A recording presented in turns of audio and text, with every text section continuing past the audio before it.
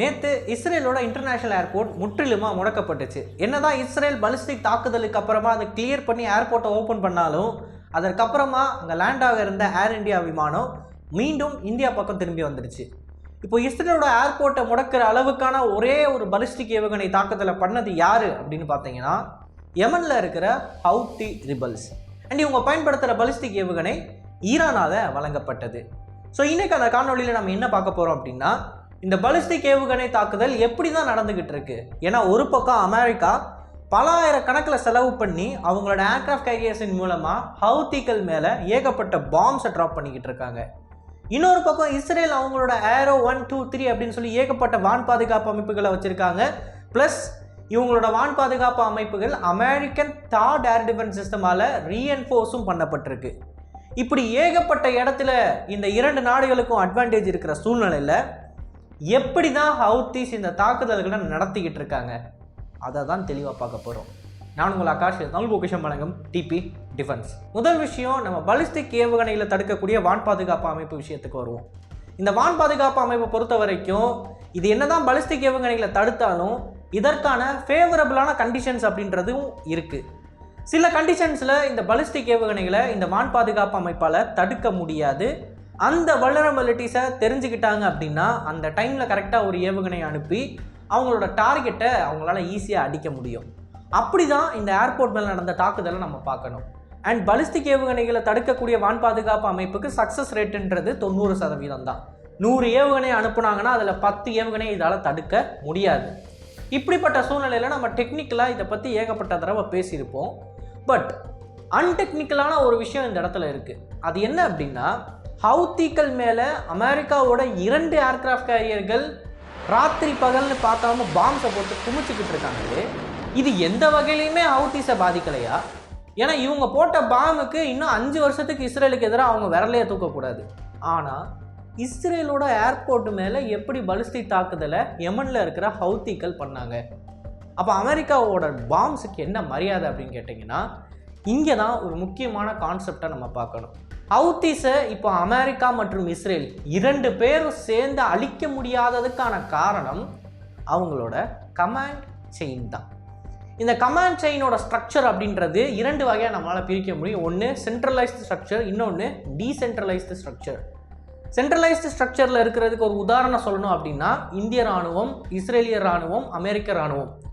ஒரு நாடு டெமோக்ரஸியை பிலீவ் பண்ணுது ஆர் அந்த நாட்டோட தலைவரை டெமோக்ராட்டிக் வழியில் மக்கள் தேர்ந்தெடுக்கிறாங்க அப்படின்னா அந்த நாட்டோட இராணுவம் சென்ட்ரலைஸ்டு கமாண்டை ஃபாலோ பண்ணும். அண்ட் அந்த நாட்டோட சேர்ந்து பிற நாடுகளும் ஃபாலோ பண்ணுவாங்க. அது கிம் ஜங் உன் மாதிரியான ஆள்கள். இந்த கிம் ஜங் உன் என்ன பண்ணுவாங்க அப்படின்னா இவங்க டெமோக்ரஸியால் தேர்ந்தெடுக்கப்பட்ட தலைவர் கிடையாது. இவங்களுக்கு கீழே இருக்கிறவங்க இந்த நபருக்கு லாயலாக இருந்தால் போதும், அவங்களுக்கு திறமை இருக்கணும் அப்படின்ற அவசியம் கிடையாது. ஸோ இதன் காரணமாக இந்த குறிப்பிட்ட ஒரு டோட்டாலிட்டேரியன் கவர்மெண்ட் அப்படின்னு சொல்லக்கூடிய சர்வாதிகாரி நாடுகளும் இந்த டீசென்ட்ரலைஸ்டை ஃபாலோ பண்ணாமல் சென்ட்ரலைஸ்டு கமாண்ட் சென்டரை ஃபாலோ பண்ணுவாங்க. ஆனால் democratically elected country centralised command சென்டரை ஃபாலோ பண்ணுறதுக்கும் அன்டெமோக்ராட்டிக்கலி எலெக்டட் கண்ட்ரி ஒரு சர்வாதிகாரி இருக்கக்கூடிய நாடு இந்த சென்ட்ரலைஸ்டு கமாண்டை ஃபாலோ பண்ணுறதுக்குள்ள வித்தியாசங்கள் இருக்குது. இப்போ இந்த நாடுகிட்ட மட்டும்தான் ஒரு தரமான இராணுவம் இருக்கும். அது எப்படி? எலெக்டட் பீப்புள் ரெப்ரசன்ட் பண்ணக்கூடிய ஒரு இராணுவம். எலெக்ஷனே இல்லாமல் தன்னோட பவரை வலிமையின் மூலமாக தக்க வச்சுக்கக்கூடிய ஆட்கள் இருக்கக்கூடிய அந்த கண்ட்ரியோட இராணுவம் சக்தி வாய்ந்ததாக வெளியே தெரிஞ்சாலும் அந்த இராணுவத்தில் இருக்கிற தலைமைகள் அன்கேப்பபிளாக இருப்பாங்க. ஏன்னு பார்த்தீங்கன்னா அந்த நாடை பொறுத்த வரைக்கும் அந்த நாட்டோட இராணுவம் அந்த நாட்டோட தலைவருக்கு தான் விசுவாசமாக இருக்கணுமே தவிர அந்த நாட்டுக்கு விசுவாசமாக இருக்கணுன்ற அவசியம் கிடையாது. இப்போ இந்தியா எடுத்துக்கிட்டிங்கன்னா இந்தியன் ஆர்மி நம்மளோட கண்ட்ரிக்கு தான் விசுவாசமாக இருக்கணுமே தவிர ஒரு தனி நபருக்கு விசுவாசமாக இருக்கக்கூடாது. பட் இது அவங்களுக்கு அப்படி கிடையாது.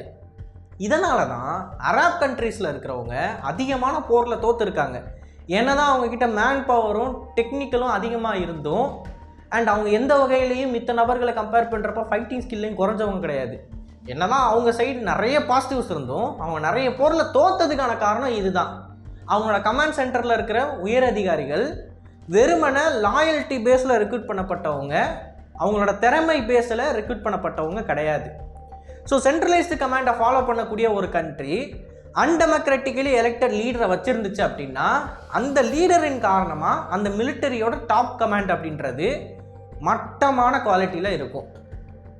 இப்போது இந்த மட்டமான குவாலிட்டியில் இருக்கிற இராணுவ தலைமையை பயன்படுத்தி ஒரு இராணுவம் செயல்படுது அப்படின்னா அதை மிக சுலபமாக அவங்கக்கிட்ட எவ்வளோ ஆயுதம் இருந்தாலும் சரி, எத்தனை நம்பரில் சோல்ஜர்ஸ் இருந்தாலும் சரி, நம்ம சின்ன இராணுவத்தை வச்சே தோக்கடிக்க முடியும். அதை நம்ம மிடில் ஈஸ்டில் ஏகப்பட்ட போரில் பார்த்துருக்கோம். இஸ்ரேலோட 7 Day வாரில் நடந்ததும் அதுதான்.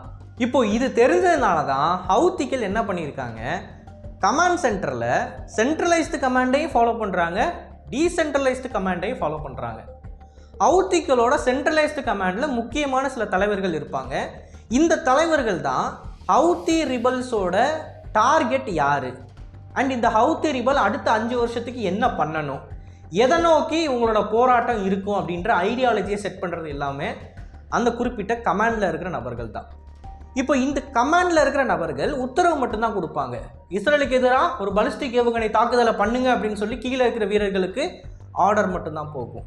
ஆனால் இந்த ஆர்டர் நடுவில் எந்த ஒரு நபரும் இல்லாமல் போகும். எப்படி அப்படின்னு பார்த்தீங்கன்னா, கீழே அடிமட்டத்தில் இருக்கக்கூடிய இராணுவ வீரர்கள் எல்லாருமே தனித்தனி ட்ரைப்ஸாக செயல்படுவாங்க. இப்போது ஒரு சென்ட்ரலைஸ்டு கமாண்டில் இருக்கிற இராணுவம் ஒவ்வொரு ரெஜிமெண்ட்டும் செயல்படும். அந்த ரெஜிமெண்ட்டுக்கு மேலேருந்து ஆர்டர் வரும், அந்த மேலே இருக்கிற நபருக்கு அதுக்கு மேலேருந்து ஆர்டர் வரும். இப்படியே செயின் ஆஃப் கமாண்டில் கடைசி சோல்ஜர் அவர் பீரங்கியை ஃபயர் பண்ணுறதுக்கு கூட அவரோட டேங்க் கமாண்டர் அவருக்கு ஆர்டர் கொடுத்தா தான் பீரங்கியை ஃபயர் பண்ண முடியும். பட் அப்படி எதுவுமே இல்லாமல் ஹவுத்தி ரிபல்ஸ் என்ன பண்ணுறாங்க, டைரெக்டாக ஒரு குழு கொண்ட ஒரு கமாண்ட் சென்டர் இருக்குது. அந்த கமாண்ட் சென்டர்லேருந்து பலிஸ்டிக் ஏவுகணைகளை லான்ச் பண்ணுங்கன்னு சொல்லி ஒரு ஆர்டர் வருது. இந்த ஆர்டரை நிறைவேற்றுறதுக்கு ட்ரைப்ஸ் குரூப்பு சின்ன சின்னதாக அந்த நாடு முழுக்க செதறி இருக்காங்க. இப்போ செதறி இருக்கிற குரூப்ஸோட கையில் அவங்களுக்கு தேவையான எல்லா எக்யூப்மெண்ட்டும் இருக்குது, எல்லா வெப்பன்ஸ். இந்த சென்ஸ் நான் என்ன சொல்கிறேன் அப்படின்னா, இந்த குரூப்புக்கு தேவைப்படக்கூடிய துப்பாக்கி தோட்டாக்கள் அண்ட் இந்த குரூப்புக்கு தேவைப்படக்கூடிய ICBMs மற்றும் இவங்களுக்கு ரீசப்ளை பண்ணக்கூடிய ஆமினிஷன் இருக்குது பார்த்தீங்களா, அந்த சப்ளைஸ் கூட இவங்களுக்கு முன்னாடியே வழங்கப்படும். இந்த நபர்கள், இந்த குறிப்பிட்ட ட்ரைபல் குரூப்பில் இருக்கக்கூடிய 15 பேர் இருக்கலாம், இல்லை 50 பேர் இருக்கலாம், இவங்க தான் எல்லாத்தையும் முடிவு பண்ணுவாங்க. எங்கே இவங்களுக்கு வழங்கப்பட்ட ஆமினிஷனை ஸ்டோர் பண்ணணும், அது எதிரிக்கு தெரியாமல் எங்கே மறைச்சி வைக்கணும், பலிஸ்டிக் ஏவுகணையை எதிரியோட ரேடார் மற்றும் அவங்களோட சர்வேலன்ஸ் சேட்டலைட்டில் சிக்காமல் எப்படி கொண்டு போகிறது, எங்கேருந்து லான்ச் பண்ணால் இந்த பலிஸ்டிக் ஏவுகணை தடுக்க முடியாமல் இருக்கும், எப்போ லான்ச் பண்ணால் இந்த பலிஸ்டிக் ஏவுகணை சக்ஸஸ்ஃபுல்லாக டார்கெட் அடிக்கணும் அப்படின்ற எல்லா முடிவுகளையும் அந்த ட்ரைபல் குரூப் தான் எடுக்கும். ஸோ இந்த ட்ரைபல் குரூப்புக்கு மேலேருந்து எந்த ஒரு செயின் ஆஃப் கமாண்ட்லையும் ஆர்டர் வராது. இந்த டைமில் இப்போ நீ லான்ச் பண்ண அப்படின்னு வராது, லான்ச் பண்ணுன்ற ஆர்டர் மட்டும்தான் வரும். ஸோ ஆப்டிக்கலான ஒரு சினாரியோ, அவங்களோட வெற்றிக்கு வழிவகுக்கிற மாதிரி ஒரு சினாரியோவை இவங்களே முடிவு எடுத்துக்க முடியும். இவங்களுக்கு மேலே இருக்கிற யாருமே சொல்லணுன்ற அவசியம் இல்லை. அப்படின்றப்ப இந்த இடத்துல ஸ்கில் பேஸ்டு நபர்கள் அவங்களுக்கு ஏற்ற மாதிரியான டெசிஷன்ஸை ஃப்ரீயாக எடுக்க முடியுது. இதே இது ஹவுத்திகள் ஒரு சென்ட்ரலைஸ்டு கமாண்ட் சென்டரை ஃபாலோ பண்ணியிருந்தாங்க அப்படின்னா லாயல்ட்டி பேசிஸில் மேலே இருக்கிற நபர்கள் ரெக்ரூட் பண்ணப்படுவாங்க. அந்த நபர்கள் பல நேரங்களில் திறமை இல்லாத ஆட்களாக இருப்பாங்க. திறமை இல்லாத ஆளுக்கு எப்போ பலிஸ்டிக் ஏவுகணையை லான்ச் பண்ணணும், எங்கே ஆமினிஷனை மறைச்சி வைக்கணும் அப்படின்ற பேசிக் சென்ஸ் இல்லாமல் பல நேரங்களில் இந்த ஹவுத்தி கும்பல் தோற்று போயிடுவாங்க. அண்ட் அதே சமயம் செயின் ஆஃப் கமாண்ட் இருக்குது அப்படின்றப்ப அமெரிக்கர்கள் என்ன பண்ணுவாங்க அப்படின்னா, தாக்குதல் நடத்துகிறாங்கன்னா செயின் ஆஃப் கமாண்டில் இருக்கக்கூடிய முக்கியமான ஜென்ரல்ஸை மட்டும்தான் அவங்க டார்கெட் பண்ணுவாங்க. அப்படி அந்த ஜென்ரல்ஸை தூக்கிட்டாலே இந்த ஜென்ரல்ஸோட ஆர்டர் வரும்னு சொல்லி வெயிட் பண்ணியே செயின் ஆஃப் கமாண்டில் இருக்கிற கடைசி நபர் ஃபயர் பண்ண மாட்டார். இந்த சினாரியோ நடக்கக்கூடாதுன்னு தான் இவங்க ட்ரைபல் குரூப்பாக இயங்கிக்கிட்டு இருக்காங்க. ஸோ இவங்களுக்கு ஒரு பக்கம் ஸ்கில் பேஸ்டு ஆட்களோட திறமையை யூஸ் பண்ண மாதிரி ஆயிடுச்சு. இன்னொரு பக்கம் அமெரிக்காவுக்கு சில லிமிட்டடான ஸ்ட்ரைக்ஸை பண்ணாமல் ஒவ்வொரு ட்ரைபல் குரூப்பாக போய் அடிக்கணும் அப்படின்ற சினாரியோவும் கிரியேட் ஆகுது. ஸோ இதுக்கு முன்னாடி அமெரிக்கன் சென்ட்ரலைஸ்டு கமாண்டில் என்ன பண்ணுவாங்க, ஜென்ரல்ஸை போய் அடிப்பாங்க. ஒரு 10 ஜென்ரல் அடிச்சிட்டாங்க அப்படின்னா அந்த 10 ஜென்ரலுக்கு கீழே இருக்கிற ஒரு 50,000 சோல்ஜர் என்ன பண்ணணும்னே தெரியாது. பட் இப்போது இண்டிவிஜுவலாக போய் இவங்க 50,000 சோல்ஜர்ஸையும் கொல்லணும். அப்படி கொண்டால் மட்டும்தான் சக்ஸஸ்ஃபுல்லாக அவங்கள நியூட்ரலைஸ் பண்ண முடியும். இப்போது அதில் இருக்கிற பிரச்சனை என்னன்னு பார்த்தீங்கன்னா, யமனை பொறுத்த வரைக்கும் அது ஒரு டெவலப்டு கண்ட்ரி இல்லை. அந்த கண்ட்ரியில் இருக்கிற இன்டர்நெட் மற்றும் கம்யூனிகேஷன் இன்ஃப்ராஸ்ட்ரக்சர் உலகத்தில் இருக்கிற பிற நாடுகளை கம்பேர் பண்ணுறப்ப சுத்தமாக இல்லைன்றப்ப அங்கே இருக்கிற எனிமி மூமெண்ட்ஸோட முக்கியமான இன்ஃபர்மேஷன் வந்து அமெரிக்கர்களுக்கு கிடைக்காது. இப்போ பாகிஸ்தான் அவங்களோட இராணுவ ஆர்ட்லரிஸை எந்த ஊரில் வச்சுருக்காங்க, எப்படி டிரான்ஸ்போர்ட் பண்ணி கொண்டு போகிறாங்கன்ற எல்லா டீட்டெயில்ஸையும் நம்மளால் ட்விட்டர்லேருந்தே பார்க்க முடியும். இந்த மாதிரியான சினாரியோ யெமனில் நடக்காது. ஏன்னா யாருக்கிட்டையும் ஸ்மார்ட் ஃபோன் கிடையாது, இன்டர்நெட் கிடையாது. ஸோ எனிமீஸோட ட்ரூப் மூவ்மெண்ட் எப்படின்றது அமெரிக்காவுக்கு தெரியாது. அண்ட் இந்த ட்ரூப் மூவ்மெண்ட்டும் வந்து பெருசாக நடக்காது, சின்னதாக நடக்கும். ஏன்னா இந்த ட்ரைபல் குரூப் 15லேருந்து 50 பேராக இயங்குறாங்க அப்படின்றப்ப இவங்க ஒரு இடத்துல அவங்களோட ஆயுதங்களை கொண்டு போகிறாங்க அப்படின்னா அது பெரிய லெவலில் அட்ராக்ஷனை ஈர்க்காது. ஸோ அமெரிக்கன்ஸால் ட்ரேஸும் பண்ண முடியல. இப்போ டார்கெட்டும் கிட்டத்தட்ட 5 டார்கெட் அடிக்க வேண்டிய இடத்துல 50,000 டார்கெட் அடிக்க வேண்டியதாக இருக்குது. இன்னொரு பக்கம் இந்த 50,000 டார்கெட்டும் சின்னதாக இருக்கிறதுனால, யெமன் முழுக்க பரவி இருக்கிறதுனால எங்கே யார் இருக்கான்னு தெரியல. அண்ட் கடைசியாக லாயல்ட்டி பேசிஸில் யாரையும் ரெக்ரூட் பண்ணக்கூடிய அந்த தேவை இல்லை அப்படின்ற பொழுது அங்கே இருக்கிற திறமையான அதிகாரிகள் அவங்க எப்போ பலிஸ்டிக் ஏவுகணையை லான்ச் பண்ணணும் அப்படின்ற அவங்களுக்கான முழு சுதந்திரமும் வழங்கப்படுதுன்றப்ப ஹவுத்திஸை அவ்வளோ சுலபமாக அழிக்க முடியாது அப்படின்றத இப்போ அமெரிக்கன்ஸ் மற்றும் இஸ்ரேலை சேர்ந்தவங்க உணர்ந்துட்டாங்க. இதுக்கு என்னதான்டா சொல்யூஷன் அப்படின்னு பார்த்தீங்கன்னா, இதற்கான சொல்யூஷன் அப்படின்றது அதில் நிறைய இருக்குது. அதை நம்ம அடுத்த காணொலியில் பார்க்கலாம். இப்போ இந்த வீடியோவில் நம்ம முக்கியமான சில கீ பாயிண்ட்ஸை பேசியிருப்போம். முதல்ல இந்த பலிஸ்டிக் ஏவுகணைகளை இன்டர்செப்ட் பண்ணுறது அப்படின்றது 100% நம்மளால் பண்ணி முடிக்க முடியாது. சில சமயங்களில் பலிஸ்டிக் ஏவுகணைகளை நம்ம எதுவுமே பண்ண முடியாது, அது இந்த டார்கெட்டை நோக்கி போய் தான் சேரும். அண்ட் இன்னொரு பக்கம் இந்த ஹவுத்திகளோட கமாண்ட் சென்டர் அப்படின்றது சென்ட்ரலைஸ்டு மற்றும் டீசென்ட்ரலைஸ்டு மெத்தடை ஃபாலோ பண்ணுறதுனால இவங்களை ஈஸியாக ஏர் ஸ்ட்ரைக்ஸின் மூலமாக காலி பண்ண முடியல. ஒரு கிரவுண்ட் இன்வேஷன் மூலமாக ப்ராப்பராக உள்ளே போனாங்கன்னா மட்டும்தான் ஹவுத்தி ரிபல்ஸை நியூட்ரலைஸ் பண்ண முடியும். ஆனால் அது அவ்வளோ சுலபம் கிடையாது. காங்கிரஸோட அப்ரூவல்லாம் வாங்க வேண்டியது இருக்குது. அப்படியே கிரவுண்ட் இன்வேஷன் நடந்தாலும் அது பெரிய லெவலில் எஸ்கலேட் ஆகுறதுக்கும் வாய்ப்பு இருக்குது. ஸோ அது நியர் ஃப்யூச்சரில் நடக்கிறதுக்கு பாசிபிலிட்டியே இல்லை.